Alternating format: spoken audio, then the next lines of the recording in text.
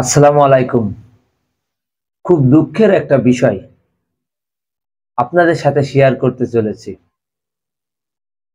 ভেবেছিলাম বলবো না, তারপরেও না বলে পারছি না। আমি জানতে পারলাম যে আমাদের হিটু শেখের স্ত্রী, উনি রোড অ্যাক্সিডেন্ট করে নাকি মারা গিয়েছেন। একটা নিউজে আমি পালাম, একটা ইউটিউব চ্যানেলে, যে উনি নাকি, আপনারা সবাই জানেন যে উনি আহ, কিছুদিন আগে গার্মেন্টসে চাকরি পেয়েছিলেন এবং মানে গার্মেন্টসে মানে 4-5 দিন আসলে উনি চাকরি করেছেন। এখন উনি আপনার টিফিন কেরের ভাত, টিফিন কেরের বাটি নিয়ে উনি গাজীপুর, যে আপনার চৌরাস্তা সবাই চেনেন, যে গাজীপুর চৌরাস্তার যে কোনাবাড়ি রোডটা, মানে ওই সাইডে উনি মূলত চাকরি করেন।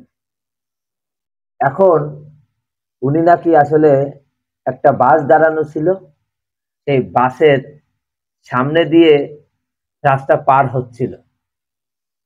হঠাৎ করে পিছন থেকে একটা গতির বেগে একটা বাস এসে পার হওয়ার সময় ওনাকে চাপা দিয়ে নিয়ে চলে যায়। উনি জায়গায় মারা যায়। এটা কতটা সত্য আমি বলতে পারবো না। আমি আসলে একটা নিউজে একটা রিপোর্টার বলল, সেটা আপনাদের সামনে আমি শেয়ার করছি। কিন্তু এই ঘটনা যদি হয়ে থাকে তাহলে অনেক দুঃখের বিষয়। কারণ হিটু শেখ কালাম এখনো বেঁচে আছে, ফাঁসি হয়নি, জেলখানার ভিতরে এখনো বেঁচে আছে। আর হিটু শেখের বউ যদি হিটু শেখের আগেই চলে যায় তাহলে কি হলো বলুন। তা ঘটনা হলো কি, এমন ঘটনা হতেও পারে। কারণ আসলে হিটু শেখের বউ তো এতদিন গ্রামগঞ্জে চলা অভ্যেস। আসলে গাজীপুর একটা ব্যস্ত শহর এবং ওখানে গার্মেন্টস এলাকা কর্মী হাজার হাজার লোকজন থাকে। ওখানে রাস্তা পারাপার সবাই কলম হতে পারে না।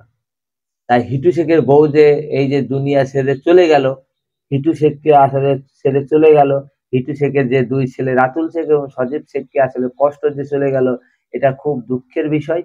আপনারা হিটু শেখের বউর জন্য অবশ্যই অবশ্যই দোয়া করবেন, নামাজ কালাম পড়ে সে যেন জান্নাত নাজিল হয়। কারণ জানি না যে ইটু শেখের বউ কতটা অন্যায় করেছিল, সেটা আসলে আমি বলতে পারবো না, কারণ আমি দেখিনি। কিন্তু সহযোগিতায় হিটু শেখের বউ ছিল, এটা আমরা আসলে শুনেছি।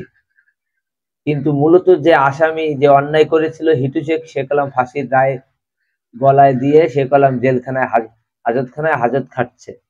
কিন্তু যারা আসলে নির্দোষ তারা কলম ঠিকই জামিন পেয়েছে। তা এখন আমরা ঘটনা হলো কি, এই যে যে হিটু শেখের বউ মারা গেল, আসলে খুব দুঃখের বিষয়। আরো তাদের বংশে আরো লোক বেঁচে আছে, রাতুল শেখ, তারপরে সজীব শেখ। হিটু শেখের মা কলাম বয়স্ক মহিলা, বুড়ো হয়ে গেছে। উনি কলাম টোটাল একটা, মানে কি বলবো, ওই সংসারের মূল মনে করেন যে রাজা। কিন্তু সে কলম এখনো মরিনি। সে কলম খুব ভালোই চাঙ্গা শরীর, খুব তরতাজা, কাজকর্ম করে খাচ্ছে, খুব ভালোই আছে। এদিকে হিটু শেখের তো মনে করেন যে দুঃখের গান গেতে গেতে জেলখানায় দিন কেটে যাচ্ছে।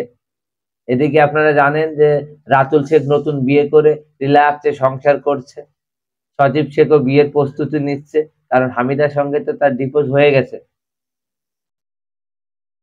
যাই হোক, আপনারা ভালো থাকবেন, সুস্থ থাকবেন এবং হিটু শেখের স্ত্রীর জন্য দোয়া করবেন, উনি যেন কবরে যে জান্নাত নাজিল হয়। আল্লাহ হাফেজ।